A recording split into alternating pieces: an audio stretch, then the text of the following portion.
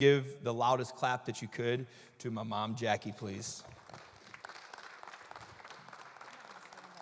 That's all right. All right.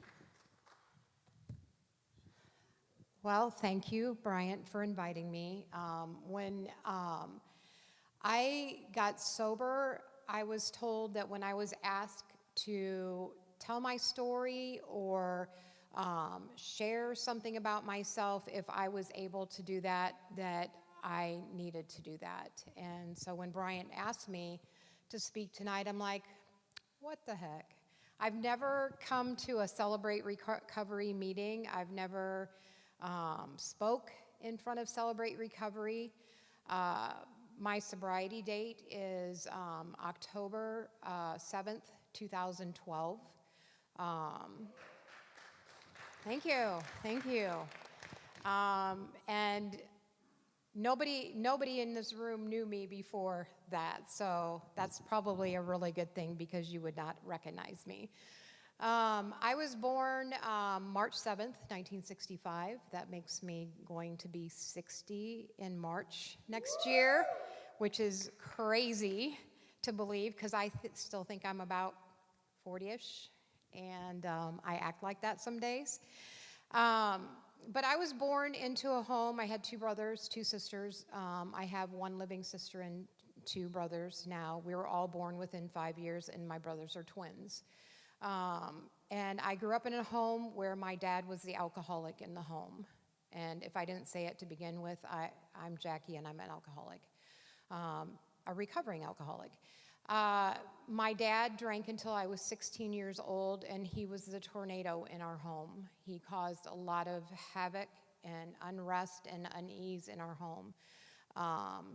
He was verbally and sometimes physically abusive with a belt. I'll qualify that because he never beat us to death, or there was no sexual abuse in our home, nothing like that. But I grew up from a very young age feeling different and not having a place in my home, in my family. I grew up pretty much a loner. I loved to read. That was my first way to escape, was reading. And I didn't know that that was a way to escape until I got here. But I read everything that was available. You know those, some of you will know this, a lot of you won't because you're too young, but you know those Reader's Digests that used to come out? I would read those from the beginning to the end, everything in it. And I would stay up late at night reading. I would stay up until it was almost time to get up some nights. But that was my escape. I grew up out in the country. We had a flock of chickens and some animals, and my parents raised cows. And even in my dad's drinking, we still had what looked on the outside a pretty normal life, with the exception of, you know, a drunk dad showing up at school to bring you money, that kind of thing. Everybody around me knew that he was the alcoholic in the home. But I grew up just, I was smart because I was reading all the time. If anybody thinks that smart people aren't readers, they are.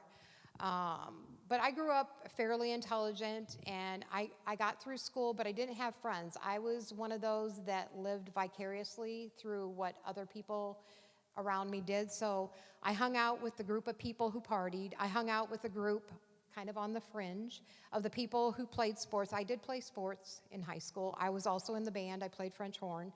But there were bits and pieces of me that belonged to each group, although I didn't fully participate. I never drank in high school. I was afraid of alcohol. I saw what it did to my dad. I didn't smoke. I didn't do drugs, nothing. Graduated from high school and went to college. And I barely made it through college because it was so hard. I went away. I'd never been away from home. Our family didn't do camping trips. They didn't do vacations. I grew up pretty isolated, quite frankly. And I grew up, so my mom was raised Mennonite and my dad was raised Catholic, and my mom converted when we were little. And so we grew up in the Catholic Church with Mennonite grandparents. So there, and I had more fun going to the Mennonite church hanging out with the youth group than I did going to the Catholic Church. But I don't have any hang-ups about the Catholic Church today. I hear a lot of people say they're recovering from some type of religion. I'm not one of those people. I'm not recovering from a religious group. So I want to back up just a little bit. In third grade, because this is about the God in my life, in third grade, I had a teacher who read a book, and I can't for the life of me remember the name of the book, but it was about a girl who grew up in the mountains with a grandfather that she didn't know very well, and she found Christ with that grandfather. I was 9 years old in third grade listening to that, and I'm like, that's what I need in my life. And so I just said a simple prayer asking Jesus to come into my heart, because that's what that girl said in that book. So I was saved at a very young age, not fully understanding what that meant. So went to college, and I found alcohol. And from the very first moment, it was the in my life, that feeling of I finally fit in with other people. It just gave me a power that I'd never felt before. It gave me an ease. That's part of that disease. The ease of conviviality, to fit in with other people, to feel like I'm not an outsider. I did graduate from college with a degree in nursing. I'm still a nurse today. I feel like I'm very lucky and fortunate that I still am a nurse, because I could have very easily lost that license. So in college, normal college stuff, normal college stuff.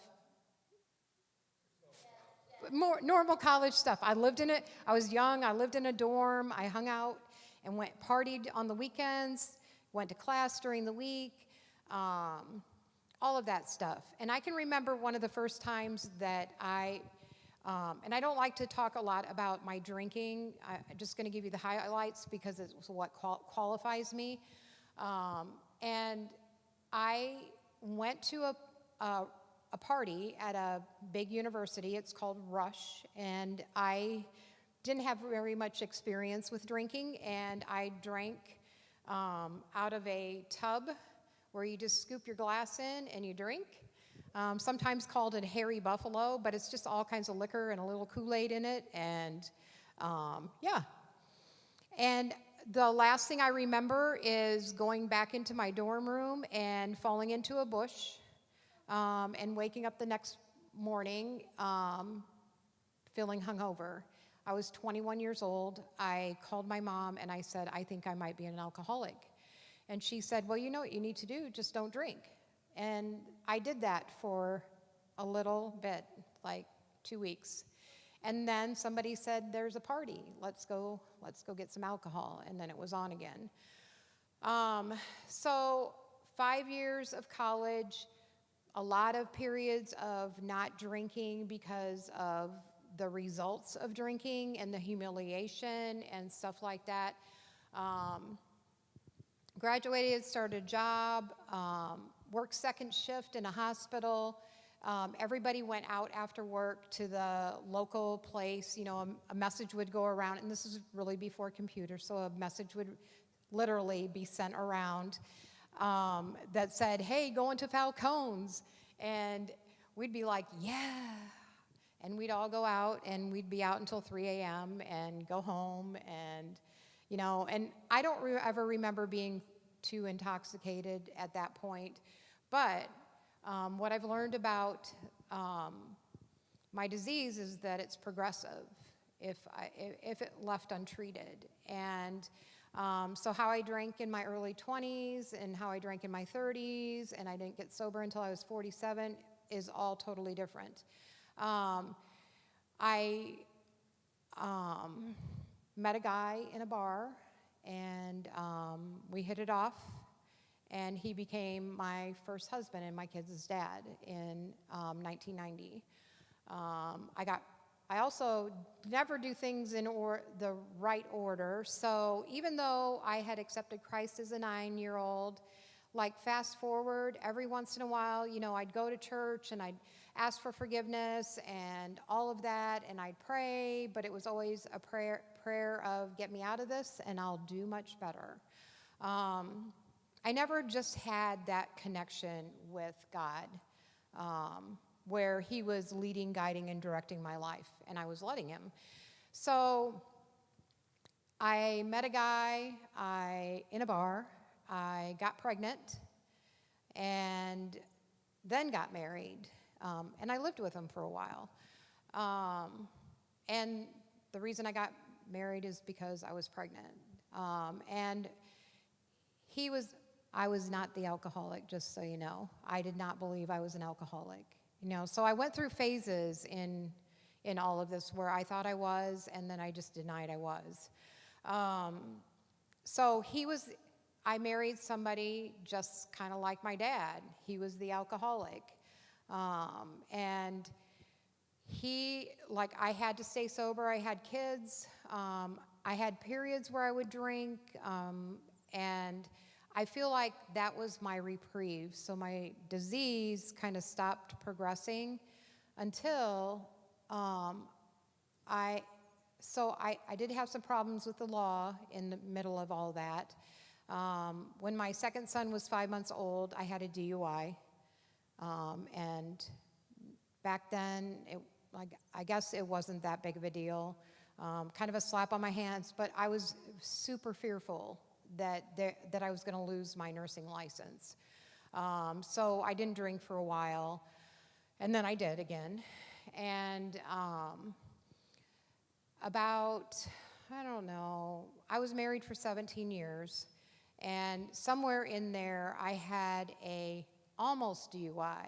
And if you want to know how that happens, it's you're drinking and driving, somebody calls it in and reports it, and I had already pulled over, stopped, keys were out of the ignition, they took me down, called my then husband to come pick me up. And he had our kids, so my dad came and picked me up. And my dad just looked at me and said, I don't need to say anything, you already know. And so there was no condemnation, and the day after that DUI, or almost DUI, I went into detox for the first time. That was my first venture into detox, and my first venture into sobriety, and that was in 2006. That was an eye-opener. I did stay sober for about 18 months by going to an outpatient program, an IOP. I don't know if anybody here has been to an IOP, but went to an IOP, and it was recommended that I go to AA meetings, and I did do that very faithfully until I didn't. While I was sober, I got divorced. My dad died within a week of each other. The divorce happened, and then my dad died. And so dumb. I met another guy. This is my whole pattern. You'll pick up on it through the end of this, but I met another guy, and these are my solutions to what's missing inside of me, and what was missing inside of me was God. And it seems that every time I make a bad decision, it's worse than the decision before. Just like my alcoholism is progressive, my decision making is also progressive when I'm drinking. So I met another man, and things didn't go well, and it ended bad, and I started drinking again. And through all of this, I'm still holding down a job. Through the divorce, I had the kids for the most part, and then when that relationship ended, there was another man. And when I say things got worse, it went from drinking to drinking and whatever else is available. So there were some drugs involved during that period, and that's towards the end of my drinking. At the end, I became homeless, jobless, kind of living out of a car for a while. I found myself in a hotel in Howe, Indiana, which conveniently has a liquor store right next door.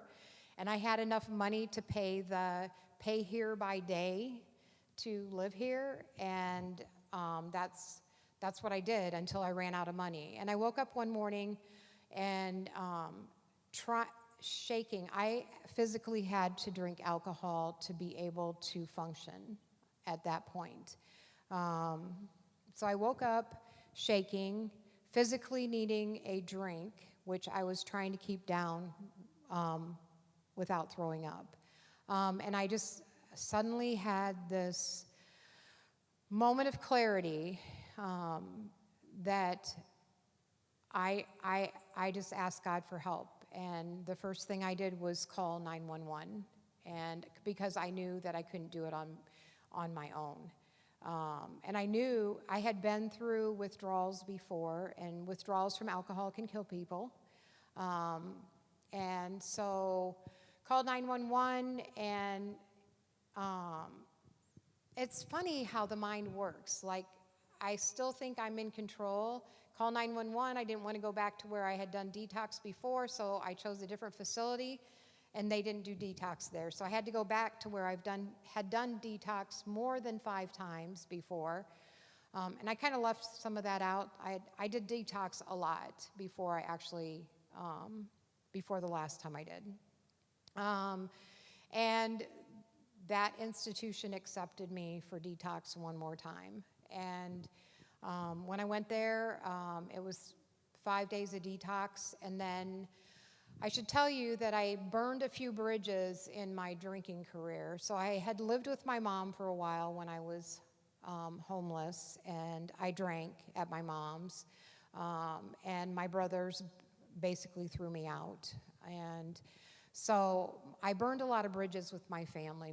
I had no place to go after that. And by that time, my oldest 2 were in college, and my brother had temporary guardianship of my daughter. And that was all of this. He had temporary guardianship because I didn't have a place to live. So I went through detox, and when I didn't have a place to live, they're like, well, there's Faith Mission. And I was like, that's how far down I went, that I had to go to a homeless shelter after detox. And I did. But it's amazing. So I went through detox in the hospital that I worked in. And God just works weird things out. The people that were taking care of me were people that I worked with, that knew me in a professional role. And God sent this one CNA to me to talk, and I was just bawling. I was really upset about where I was, what had happened, and how could I have done this, gone this far down. And this CNA came in, and she said, what can I do to help? And I said, I don't have a place to go. I don't know what I'm going to do. And she said, so good. She goes, my daughter works at Faith Mission. She's a case manager there. Here's her number. Call her tomorrow morning. I got on the phone the next day, on the payphone in the detox center, and called this lady. And she said, I will meet you there tomorrow. The hospital provided a free cab ride. When I got there, I had to, they have a lot of rules for homeless shelters, so I had to go jump through some hoops I never had been through. But I met her. We went to the police station to get fingerprinted. Weirdest thing I've ever done. And then went back to the homeless shelter, and I was greeted there by two other women who had been at the homeless shelter for a while, living in the women's dorm, and they became one of them I went to meetings with all the time, but they just became my cheerleaders. Let us show you the ropes. Let us show you how to do. I never had to seek out those people. God just put them in my life. I was there for 8 days waiting on a bed for the treatment center in South Bend for women only. And I went to that treatment center. I was there for 11 weeks. And when they say for women, it was for women and children only. So it was women with their kids there too, some of them. And it was dorm rooms pretty much with 3 to 4 women in beds, and you just didn't know who you were going to be shacked up with. And a lot of room changes based on people coming and going, a lot of room checks being done all the time. My area was never checked. And there was no reason for them not to check my room. But from the very beginning, this time calling out to God for help from the very start, I feel like there was just a path made for me. All I had to do is be on it. And so God gave me a woman in my life at this place, and she had a car. So we went to a lot of AA meetings, NA meetings. Whenever there was a meeting outside of that facility, I was at it. Because I had an AA sponsor at that time who just said, you want to be connected to the community you're going to be in. You want to be able to find the women who are going to be in your little hula hoop ring. That's how it was described to me in the beginning. And that's what I found. And I don't know where any of these people that God put in my life are today, because I didn't stay where I was. God just kept putting stepping stones in front of me. And that's how I have looked at my whole time in recovery, sobriety, is that wherever I am, it's just a stepping stone for the next place that God has prepared for me. Did my time at the treatment center, got connected to a community, and then I went from St. Joe County back to Elkhart County. And I learned how the transit system works between those two counties. I never knew. There's a trolley system in Elkhart, and there's a Transpo in South Bend, but they have a meetup place. So I could go from South Bend to Elkhart and go to meetings in Elkhart and vice versa, and I did. So I went back to Elkhart County, and by this time I'm about 90 days sober. So I have a little time. Went back to the homeless shelter in the women's program, and eventually they're like, it's time for you to move on. And I moved to the transitional housing, which is right across the street, convenient. I had a job when I went back. I got a job, and I got a job. I didn't have a car, but the job was within 20 minutes of walking, and I had to walk most of the time in the dark for 20 minutes, and that's where I really started to dig in and pray. It was quiet. There were random people out on the street sometimes, but not really. So I would just walk and pray, and somebody taught me to just ask God, please lead, guide, direct my thoughts, my words, my actions. And that was the simplest prayer that I prayed every single day before I got to work. Sometimes I would put earbuds in and listen to music. I know one of the things in all of this, my dad was gone, my mom was still living, and my mom really didn't know what to say to me at all. And but the things that she did, she paid for my phone to stay on so I can communicate with my daughter and my kids if I wanted to. And, you know, nobody in my family really was like, woohoo, you got 3 months. There was none of that. There were no cheerleaders in my family. Everybody was skeptical, because who wouldn't be after all of that chaos? So I had to learn to be content with my people around the tables and in the rooms of recovery to be my cheerleaders, you know, because I still get excited about being sober, you know? And so keep going forward. I'm in transitional housing for, I think I was there a couple of years, so 2 years sober. And they say, hey, Jackie, we need you to move out. We have other people that need this space. And I had a different job than my original job. I got let go from the first job I got in sobriety, but God gave me a better job. Like, I went from working almost in hell to working in heaven between the two jobs. And until I had a car, I rode the trolley back and forth to work. It came right outside my door and took me right to the door of my new employer every morning.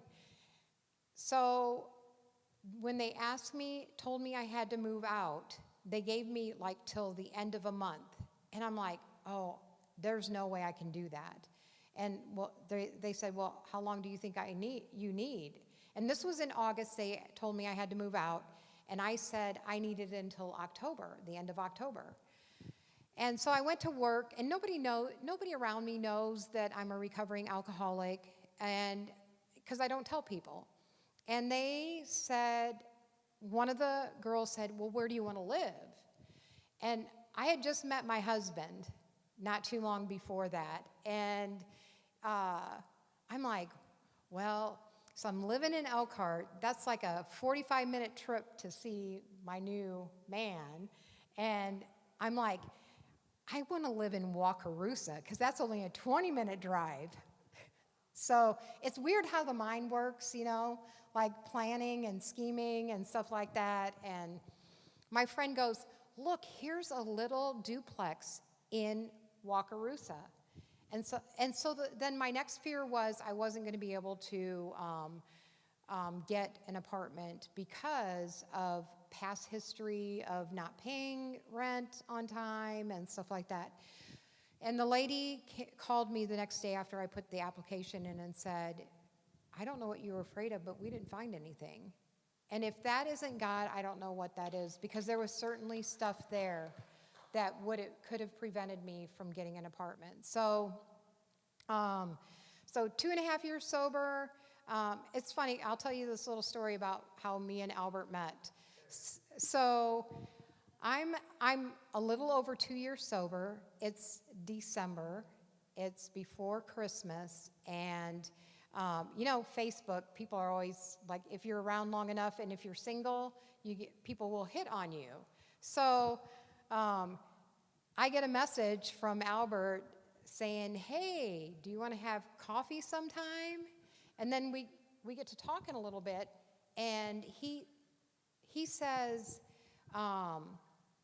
he tells me that he's on vacation in Florida with his dad, a 3-week vacation. And I'm like, holy cow, who gets to go on a 3-week vacation? And I said that to him. I'm like, you go on vacations for 3 weeks in December? And I was wondering what he did for a living, that he could do that. So I got sick, and like he was coming back from Florida and just wanted to drop by he had a couple of dogs with him or something. And I'm like, oh, you do not want what I got. And so pushed it off for a couple of weeks, and then he just invited me down for dinner. And he said, hey, I'd like to have a phone conversation. And so he called me, and I was on my way to an AA meeting. And I said, well, I got a few minutes, but I'm on my way to a meeting. And he's like, "Are you a friend of Bill W.?" And for those of you that know nothing about AA, Bill W. was one of the co-founders of AA. So he didn't know that I was AA, but I knew he was. So he's like, "For how long?" And I said, "A little over 2 years." And he was like, because we have this thing around recovery that, in the first year or so, you just don't date people, and old timers don't hook up with newcomers. So, like I kind of had a respect for Albert for saying that. So anyway, that's our little story. And the other thing was, I learned early on in sobriety that when men ask you to go out for coffee, that's not really what they want, ladies. It's coffee and a whole lot more. So that whole coffee thing, I'm like, so I got a whole dinner. Not just coffee. So that's how our love story began. A couple years in sobriety and stuff like that. And he actually helped me move into my apartment and all of that. So, and we dated for a whole 3.5 years before we got married. And in that time, our parents got sick in 2017. And actually, it started a little bit before that. I had been working over here in Goshen, driving back and forth, and I decided to get a job closer to where I lived. And I got a new job, and I had a cat. So I also had this list. My sponsor had made a list of what my boundaries were. What was acceptable in a relationship with another person. And so I had all these, don'ts on my list. And she said, "Now I want you to make a list of what you do want in a relationship." And, at the top of the list was a man who loves God. And then on down, it became a little more self-serving for me.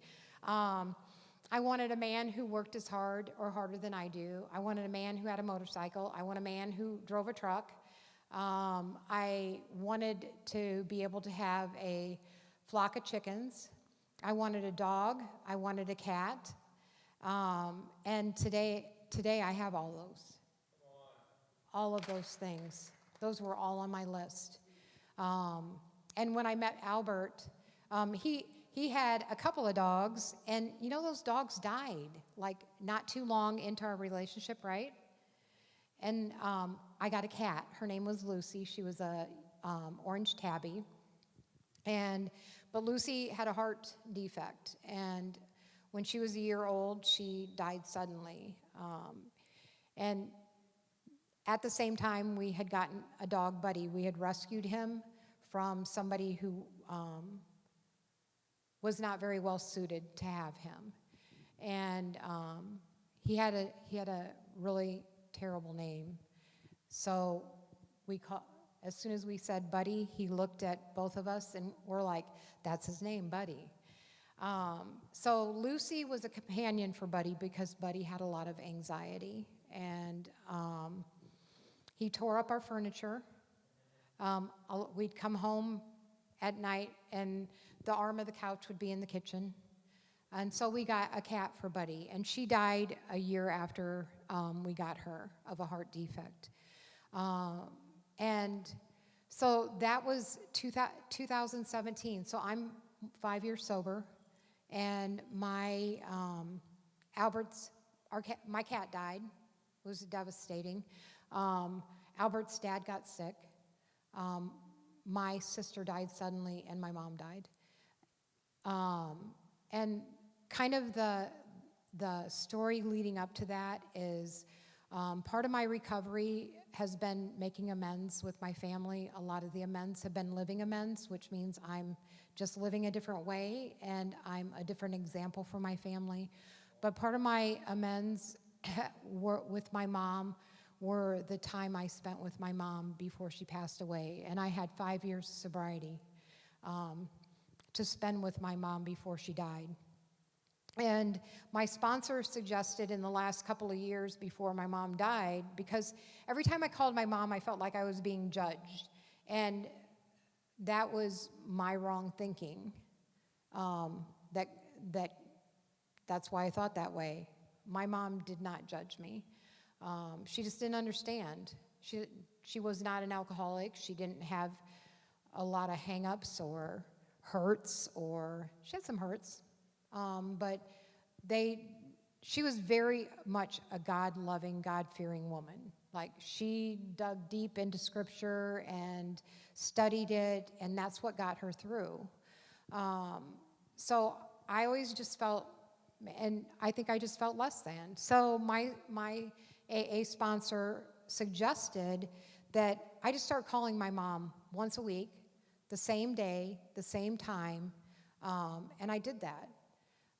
I found that when somebody wiser than me suggests that I do something, it's probably not just a suggestion, it's a must-do.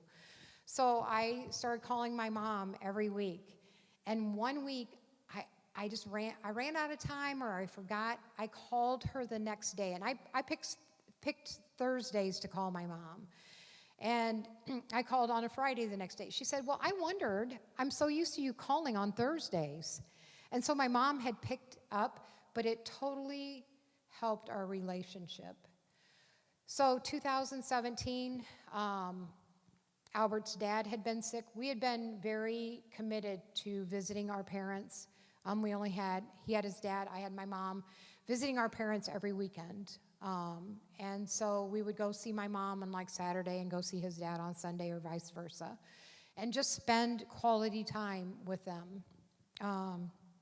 I learned how to cook a lot of things for Albert's dad, because I would just say, hey, what do you want to eat? I learned how to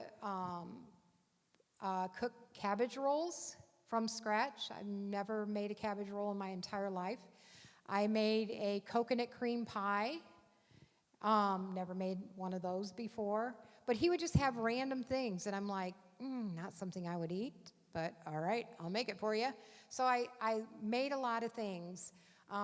And for my mom, it was just about the time spent with my mom. We'd listen to some music, and my mom would just sit and rock in her chair and stuff like that. So it was super special, and it really helped me at the end of my mom's life when my mom got sick. So Albert's dad died in April. Well, I should say that I had an ATV. So living out in the country, we have ATVs. We do a lot of stuff on ATVs. And I had a freak accident on my daughter's 21st birthday, and flipped an ATV, shattered my wrist, broke a bunch of ribs, and was kind of incapacitated for the rest of that year. So that happened, and then Albert's dad died a couple of days after that. He had been in the hospital, and he was at the end of his life, and we were able to be a part of that, both of us, clean and sober. My sister died in June of that year suddenly. She was handicapped. She had lived with my mom all her life, and just a freak accident. I won't even go into details, but my mom was a nurse also, found out that she had heart disease and had renal kidney disease, that she took care of her own stuff. Nobody was really involved in managing any of her care. She was still driving up until a few months before she died. She got more sick after my sister died, and ended up in the hospital, in and out of the hospital a few times for her heart failure and her kidney disease. And at the end of her life, I really just wanted to be a daughter, not a caregiver to my mom. But you know what? God brought me around to that. And I think that my accident slowed me down enough to see what was important. And if I can't see God in that, then I must be blind. Because I was able to bring my mom home to our house. for the last 3 days of her life and take care of her both as her daughter and as a caregiver. And I have to say it's one of the hardest things I've ever done. And I still, when I think about my mom and things I want to tell her, it still hurts a lot, and that was 7 years ago. But it's better. It was a long time before I could ever talk about my mom to other people without, like, just not being able to even speak because I was so wrought with emotion. Today I can talk about my mom in a differently. So all of that happened within 6 months, and not one time was a drink or a drug ever a thought in my mind. I continued to go to meetings and reach out to people, and God just put the right people in my life at that time. When I couldn't talk about my mom, when I couldn't talk about other things, there would just suddenly be somebody who would come up to me and say, "What's going on?" And, I could be sitting in a meeting for an hour and not ever be able to talk about my mom, or not be able to talk about my son moving to Florida, because he did that too. And it caused me a lot of grief. But he moved back, which caused me a lot of joy. And, but God would just put somebody in front of me that understood and could see through my pain and see through my mask, maybe even. So that kind of brings us to today. Like, I continue to go to meetings. I continue to have a woman in my life that I can reach out to. I actually have women that I help. I'm also a sponsor. I help other women through. We use the 12 steps too. I did print out the Celebrate Recovery 12 steps, and I've seen them before. I like that there's scripture attached to the 12 steps. One of my favorite verses is Philippians 29:11.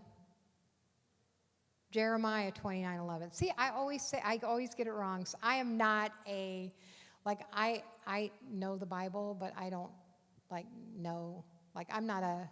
I know the big book of Alcoholics Anonymous also, but I don't know where to find things unless I Google it. So Jeremiah 29:11, for I know the plans. And that from the very beginning of my sobriety has been a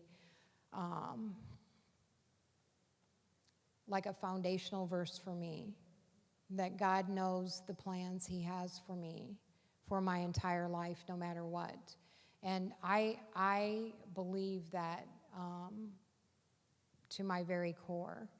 I didn't know what I was going to say when I got up here, so I always pray that simple prayer: God, lead, guide, direct my thoughts, my words, my actions, that I may say what you want me to say and not what I think I should say, and so that I may somehow benefit the next suffering person that I come in contact with.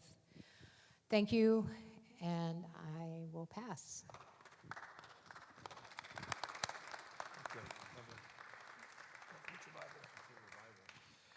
So the one thing I want to expound on is that I was waiting for her to say is every one of her children, me included.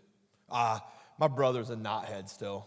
My brother's not there yet, but the 3 children she birthed are all God-fearing, church-going people as well, Christian believers